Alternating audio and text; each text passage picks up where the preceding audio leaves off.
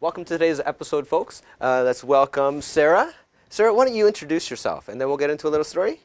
I'm Sarah Troy of selfdiscoveryradio.com, where I had the pleasure of interviewing you and Nick.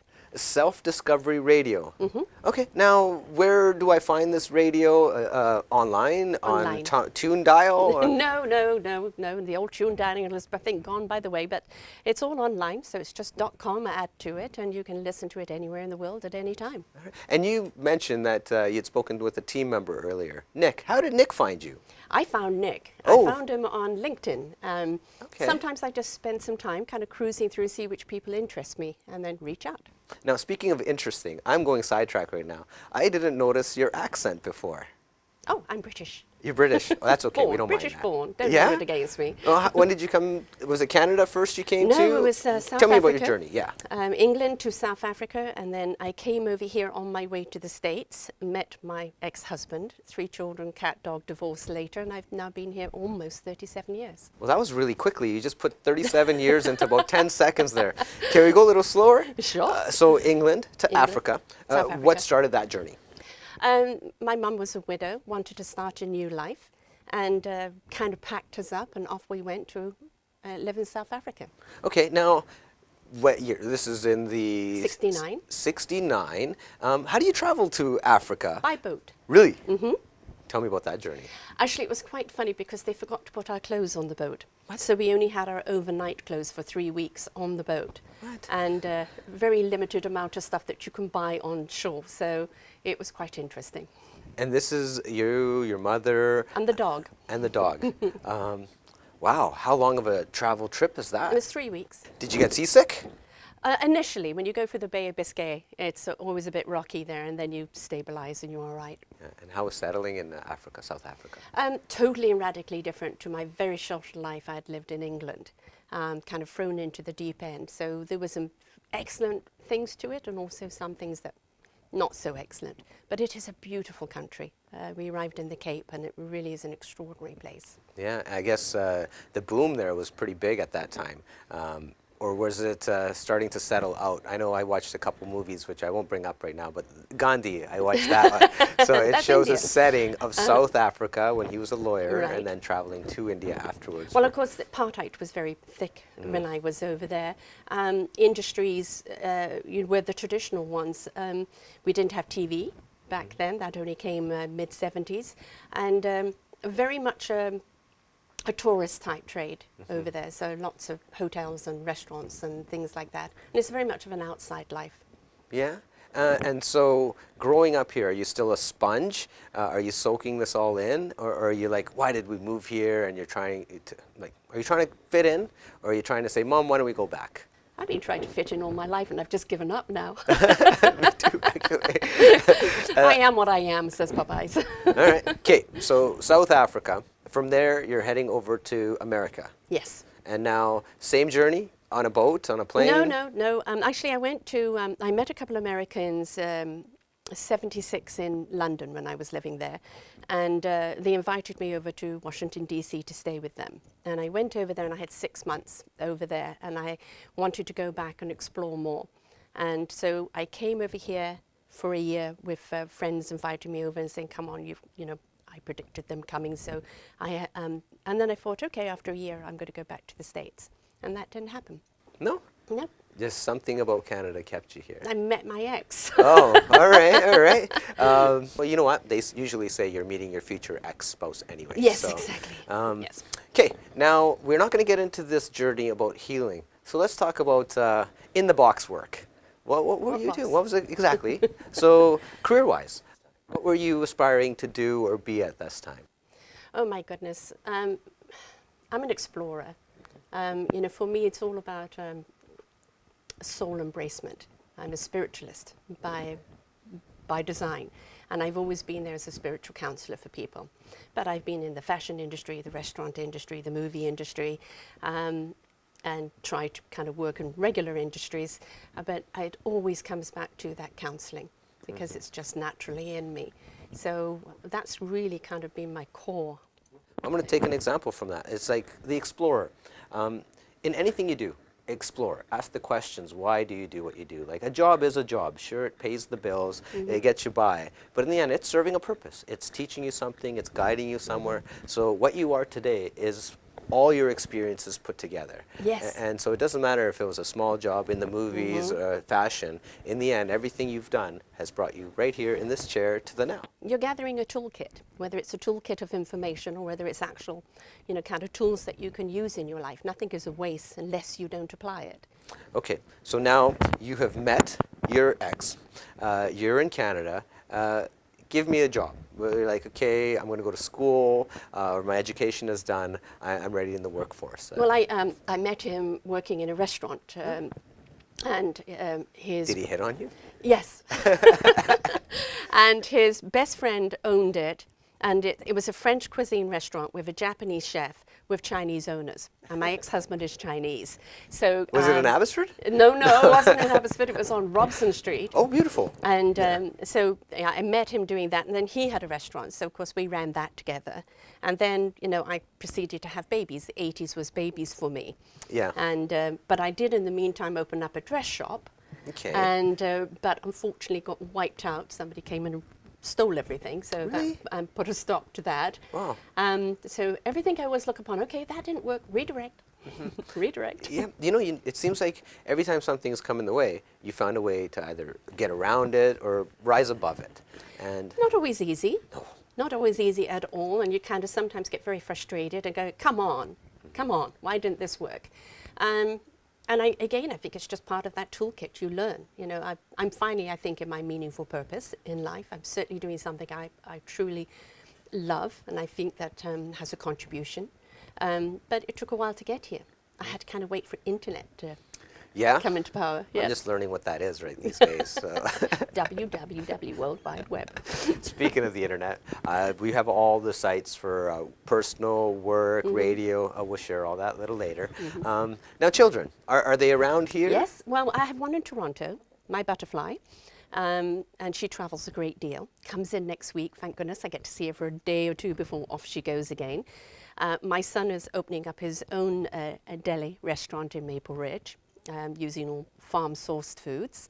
And my other daughter lives in Nanaimo, and she's studying social work because she wants to be an art therapist. Beautiful. That's a new thing, using art to help heal.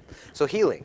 Yes. Healing, feeding, and traveling. Well, he heals through food. When he puts a dish in front of you, it's with love. It's completely with passion.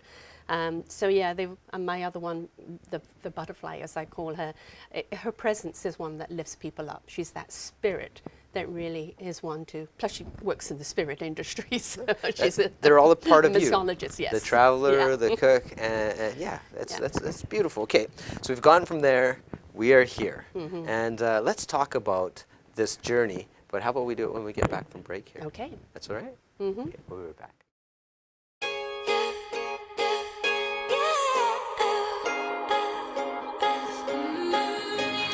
Do you know how strong you are? Do you know how much courage you have within you? We never know it until we're tested. The people I interview here on Self-Discovery Radio have been tested. They've had to find that courage and that strength within them. And my God, have they. Some of the things that people have had to face have been extraordinary. Burnt 65% of their body. Losing a child. Losing a job. Losing a marriage. They've had to face that redirect. They could have just dug a hole and given up, but instead they found a strength within them that they didn't know that was there. And in that courageousness, they stepped forward to embrace. They overcame their obstacles, they faced their challenges, and now today they live in meaningful purpose. They're here now to serve you. They've learned some tools, they've gathered information along the way, and they can't wait to share it with you, to help you on your journey's life, and to let you know, most importantly, you're not alone. Someone has been down that dark path before. Somebody's come from that hell, but they're living now in their personal abundance, in their enrichment of life, in that meaningful purpose. And right here on Self-Discovery Radio, we've got their stories. We share their tools. We have their books. And they're here to make sure that your journey maybe doesn't have to be as rocky. You have the strength and the courage within you. It is up to you whether you embrace it. I hope you do, for here we have the answers for you. selfdiscoveryradio.com. Welcome back from your little break there. So getting to where we are now, we just told the past. So you ready to tell us how you got here today and what made this transition into helping and healing? Helping and healing has always been part of who I am. I can't help it. You know, I seem to be in the right place at the right time, just being able to have the answer because I believe in knowingness. Conduit for the knowledge you need to know when you need to know it. Ooh, conduit for the knowledge you need to know for when you need to know it. Yeah. Okay, my vocabulary is not so strong.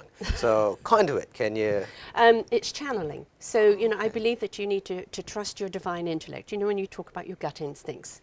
And so your gut instincts, that divine intelligence that then resonates with your heart in truth, it goes to your spirit into action, and your mind knows what it needs to know at the time it needs to know it. Now, is that for only special people? No. Okay, so who has this ability? Everybody has the ability. It's just a question of finding your channel. Okay. When did you discover that you had this ability? I've always had it, but I didn't know what I had. Okay, so let me rephrase this. How did you know how to acquire this energy or this channeling? Again, I always had it. Yeah. But learning how to use it, I think it's just something as I went through life. Feedback, you know, realize, because you're in the now. Talking about the now, when you're in knowingness, you're totally in the now. And people say, repeat that.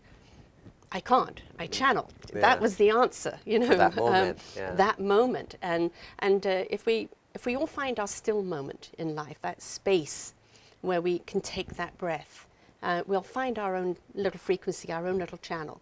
And those answers will come to you, but we're all just too busy looking for them out there. We don't realize they come from within here. Actually, I repeat that with a lot of my friends, is all the answers are right here.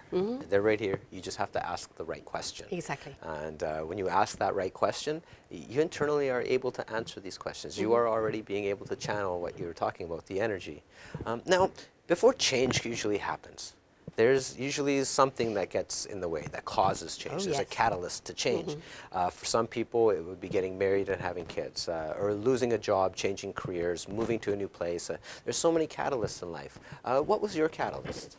I've had many along the way because I've had many transitions, but in 2006, I met a gentleman who had a brilliant idea for a new electric motor technology. And I sold my house and put everything into it. And we got then met with 2008, where the company that was going to support us went bankrupt. Then we met these people, and they didn't live up to it, and they actually took the prototype. And so it was a very rough journey, and kind of left us, you know, both feeling a little beaten. I kind of went back into my art of positive living, but I wasn't feeling it, I wasn't connecting it. And I do suffer from anxiety and depression. Always have. It's when I'm kind of not in purpose. I get that. And what I have to do is be proactive when that hits me. So I was online, you know, finding people that had a problem and, you know, trying to help them through it, because that gives me purpose. And somebody read something on my site and said, I think you should have your own radio show. Just from there. Okay, now I'm going to go back. Now you said you were brand new idea, invested everything, and whoever was going to come help you along, bankrupt, and then somebody stole your idea. Yeah. So ended up living in the car. So all these transitions, yet you're coming to help people. You're still going out of your way. That's what I'm designed for. So somebody hurt you and brought you down, so you're saying anxiety and depression. You think this was triggered by these actions of the... Yes, because you reach a point, you know, like all these redirects are great, you know, but you just, why? You know, it was so clear what the vision was. It was so clear what the purpose is. Why? Why is this happening? And, you know, I'm not one to kind of give up too easily without a fight. But at that point, I think the rug had very, very much been pulled from underneath the feet. And then it's like, well, what now? And you're feeling rather beaten up. And you really just don't know, can you trust your instincts anymore? And I really am a person that is designed to help other people.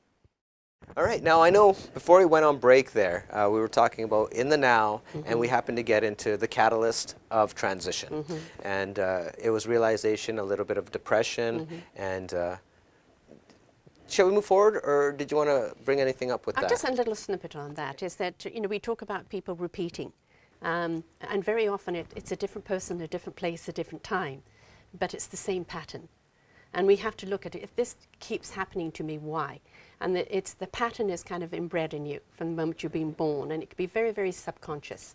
So if we keep repeating something and it's not working, we need to really look at our pattern and look at changing and shifting that pattern and reprogramming ourselves with a different dialogue so that we don't keep repeating the same mistakes. Okay, how can I use an example of this? All right, this will please my mother. Let's talk about dating. So, say you always are having an unsuccessful relationship, and you're always going after, like, I'm a quiet, laid-back kind of guy, so I shouldn't be going after partiers, and because I'm setting myself up for failure anyways. It's for looking for somebody compatible. Kind of that. First and foremost, if you don't love yourself, how can anyone else love you in your light? So if you're looking for a relationship, make sure that the relationship with yourself we're not is analyzing true. me right now. Hey. This isn't, I'm just trying to throw an example. So don't go to the nightclub trying to find your partner. You have to make sure that the person, that you love yourself, because that's the tone in which somebody is going to receive you at. If you are a person that is more subdued, you're not going to be attracted to the partier if you're being true to who you are. So how does somebody break the pattern? How does somebody realize that, hey, it's not the new job, it's the pattern I'm in? How does somebody see that? Be willing to be honest and recognize that there is a pattern in the first place. And if you yourself can't do it, there are plenty of experts and coaches and people that have been there beforehand that have found techniques and tools to do so. But you've got to be willing to do the work and take the journey. Okay, so now this is our transition. No depression. We're just at that point where we've found it. We're here. We've recognized the pattern. Now we're talking about how do we move into the future. Now when we talk about the future, we want to know, what do you have in store? What projects, ideas, how you plan on giving? I know I've been reading a lot, so I know you have some. And then about this, once you have found the pattern, how do you, or what do you do in the future to make sure you don't repeat it? So a couple different futures let's talk about. Let's continue with the one we're on for a couple minutes, and I really want to close and hear your story and talk about what you want to be doing in the future. So is that okay? Yeah. All right, so this pattern, it's been discovered. Now, what does the future hold? How do I break that pattern and keep myself from repeating it? First, you have to recognize there is a pattern. You keep doing the same old things, whether it's a different person, a different place, different time. But also understand sometimes that there isn't an answer that you can give. It could be so cellularly deep in your psyche, right down in your DNA, even from a past life, that you have no idea that that pattern has been instilled in you. This is why you need an expert. You need somebody that's been down that road, has developed those expertise, and know how to get down there and kind of release these things. It's really quite astounding when you discover things like, my goodness, I didn't realize I was carrying that around with me for so long. It makes sense. But you have to be willing to kind of take the journey to explore your options, be open-minded, because most of the time the answers are not going to be general. They're going to require you to have a little faith and go a little deeper. And how does somebody do that? Do they take a 7-day retreat and go sit at the Dharmshala and not talk to anybody? Do they go meditate, go on a vacation? Or is it just simply sitting at home and can be done in an hour? They listen to shows like yours and mine. Yes. And they listen to other people's journeys. I think the best form of learning is from somebody who's taken the journey. They share, you know, what their crisis was, what their redirect was, what they've learnt along the way, and the tools that they've learnt that now make them experts. I think we learn better from that, from somebody else's story, than we do from a textbook. We relate and we connect, and then we can reach out to that person to help us. So I think that's the reason why we do what we do, is to inspire people, invite people to take their own journey by offering them the information they need. I think what you said is of other people, their example, is what we have to realize, that no matter where we think we are in the lowest and lows of our lives, other people are in the same spot. Yes. We aren't alone in that spot, and we can help each other get out of that, and somebody else that is transitioning, you can learn from that. And so it's really connecting with other people and not isolating, I think. And stop looking for a quick fix. Yeah. You know, it's taken a long time for you to get into this place, and it may take you a while to come out of it, and you've got to be willing to take the steps. Yeah. Okay, well, it's kind of like when we victimize, I'm going to go back, we seclude ourselves and we kind of like push people away and say, no, it's okay, I'm just going to stay home. So you either stay in your room watching TV, but what is the biggest form of punishment? Yes. It's Isolation. solitary confinement. If you watch any movie or jails, when somebody's been really bad, what do? Yeah. They lock you up by yourself. There aren't any answers there. No, and you can't go internally because your own internal demons eat you alive. Yeah. And so companionship, look for it, reach out, you know, that conversation with somebody might just have that spark that needs to trigger your change. Okay, now, all right. And a note on that, never be ashamed of your story. Everybody has one. There is no judgment here. It's all about illuminating and inspiring people to actually see what the gift that lies within them. Wow. Now, speaking of the journey and the light, we've gone so off topic from the beginning of your journey. Let's the healing process. When somebody wants to figure this out, they can contact you directly. Yes. So we won't be doing any more teaching or healing here right now. Let's talk about you. What does the future have in store for you now? Quite a lot. The radio station is producing an ebook where my radio guests are contributing a chapter. What is your radio station? My radio station is selfdiscoveryradio.com. Okay. And this is just the beginning of many, and I'm hoping to do 2 or 3 books a year. And then ultimately we'll then be leading to speaking engagements where we bring these people together in a conversational question period with people that will be filmed. So that's the main long goal of that. But the ebooks will be free, and they're for these experts to hand out to people, and anybody can have access to them. And it's an introduction to these people and the work they do, and it also brings them back to the shows that they've done with me. Okay. Now, how does somebody have access to this? Is it the website that you just said? Everything's on the website. Everything's on the website. So, ebooks. Are you a writer? I'm a blogger. Okay. So yes, I'm an article writer. I've had people nagging at me to do my book, and I do have to do it this year because they're getting pissed off at me. Oh, we might have to bleep that P word out there, but that's okay. P-dot with me. So I do have to write my book this year when I have the time. But I'm also being asked to put a program together for Energyme University because I've opened up a new channel called Eco Solutions. And it's an educational channel where we're going to be bringing on innovators and sustainability and people that are out there kind of helping our planet get along, and bringing about what we can do to be contributors and change our patterns in life that serves the planet. And the Energyme University is a mentor university that's going to be online around the world. And they've asked me to put a program together on how these students can host their own podcasts and also how they can speak to their passion without dictation. Okay, well, I'm not going to ask you what the ebooks are going to be about. I want to know, what would you title the name of your book? I know, I put you on the spot. The Long Journey to Discovery of Self. Yeah? Something like that. It describes exactly what it is. Yeah.